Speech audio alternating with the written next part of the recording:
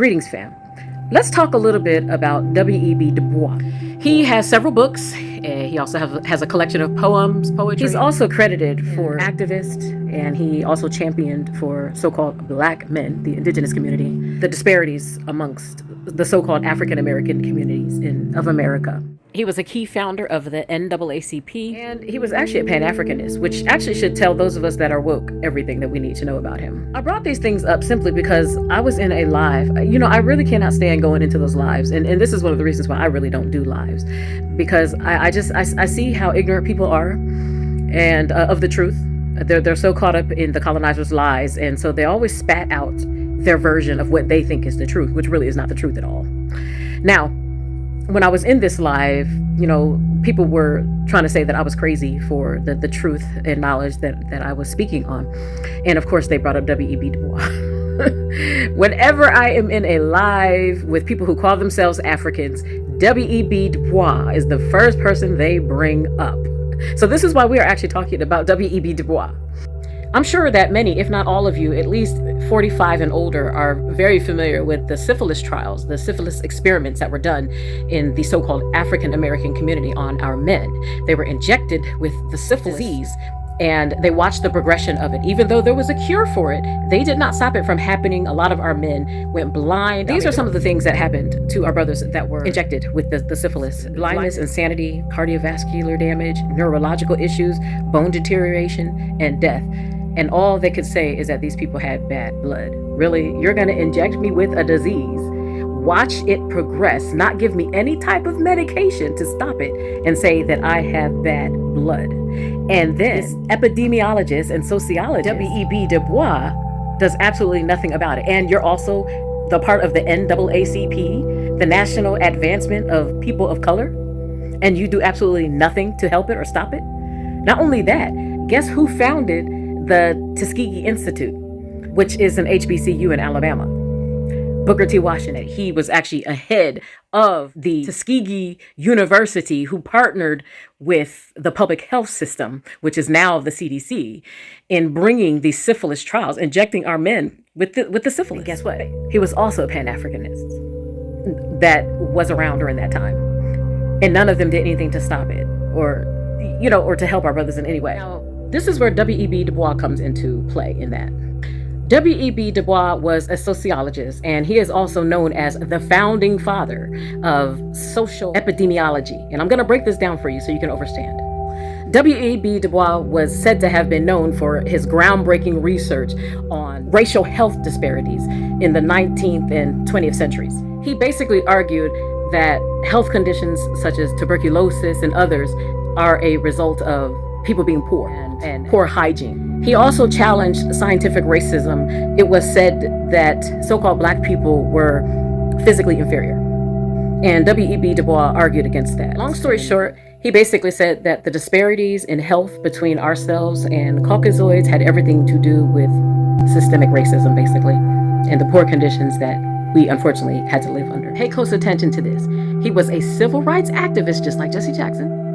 And he also fought relentlessly for the advocacy of so-called black men like him, and also for so-called black people. During that time, there was a cure.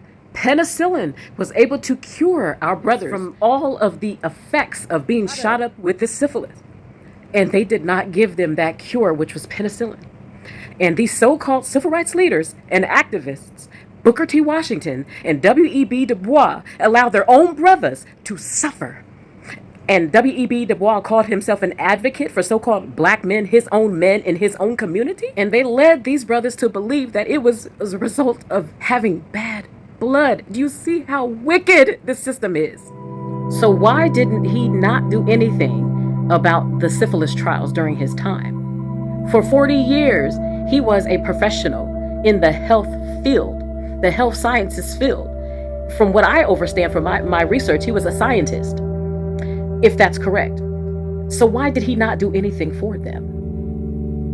Okay, why did our brothers have to die such awful deaths? Meanwhile, while our brothers are suffering, Booker T. Washington, Theodore Roosevelt invites him to the White House for dinner, which of course caused controversy. Why? Well, because Theodore Roosevelt, he was all about pale skin supremacy. In fact, he pushed the superiority of Caucasoid males and people of the Caucasoid race. He claimed their inherent superiority to others that were not like them. He also supported eugenics, the eugenics movement. He also supported the sterilization of our people so that we can no longer produce. You already know Margaret Sanger. She is the one that invented those clinics. She was also an advocate for eugenics. The whole interracial thing, having children with people of other races, this is actually a part of eugenics, because at one time it was illegal to marry outside of your race. But then when they saw that their numbers began to shrink, it was okay to do so. Now, don't jump on me. I'm not trying to say that it's wrong. You do what you want. You date who you want. You have children with who you want. I could care less. I'm just telling you the facts. But my point in all of this is to show you the mindset of these people who claim to be civil rights activists, leaders, advocates for the people, and Pan-Africanists.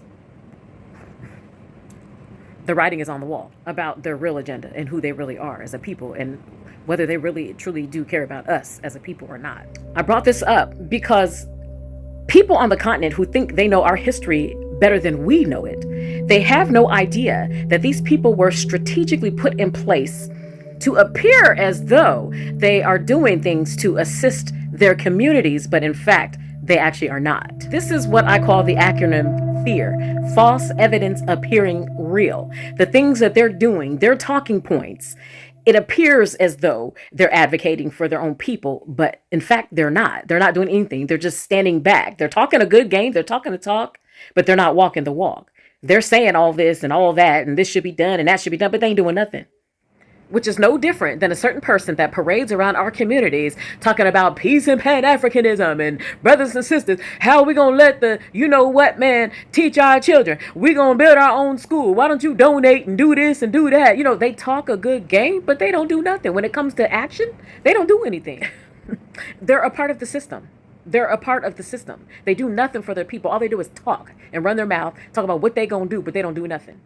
And it's also people who are a part of the Pan-Africanist movement, and then others. They may not necessarily be Pan-Africanists or part of the movement and everything, but they're definitely on the side of supremacy. They're not on the side of the people. These people in other countries don't realize who these people really are and what they stand for. They just know what's shown to them. So to listen to these people in these lives talking about, oh, well, W.E.B. DuBois said this. Oh, so-and-so said that. And so I don't give a damn what they said. You don't know who they are.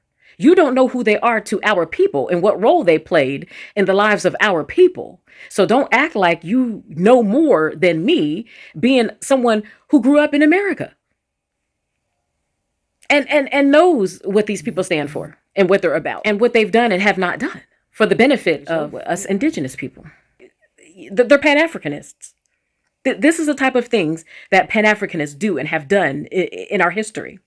They're dangerous as far as I'm concerned. I know that there are a lot of people in America that are still asleep and under the spell, but I would like to think that the majority of us are not asleep or under a spell. And this goes for politics, religion, our history, knowing our true identity. I think that the majority of us are awake. And for me, someone that travels and I've lived abroad, it is just amazing how many people in Africa are still asleep and they are still worshiping their colonizers' gods, worshiping in their religions, still spouting their false history narratives and trying to push it on someone like me and just us as a whole who are actually woke. We are the gods. You people in the world have come to us for everything, and you're going to try to tell me my history? You're still asleep. You're still asleep. You're still worshiping your colonizers' gods. And you're going to try to tell me my history and try to argue with me about my history, and I teach history? You can laugh at me and tell me that I'm cuckoo, I'm crazy for history lessons that I'm giving you, but you're still asleep. You're still caught up in the matrix. You still believe the colonizers' false version of history. So when you wake up and you come up out of the matrix, come talk to me then. But until then, keep your mouth shut. You don't know what you're talking about, and you do not know the history here in America. You don't even know your own history. I'm bringing you your own history facts. Zip it and learn from the gods.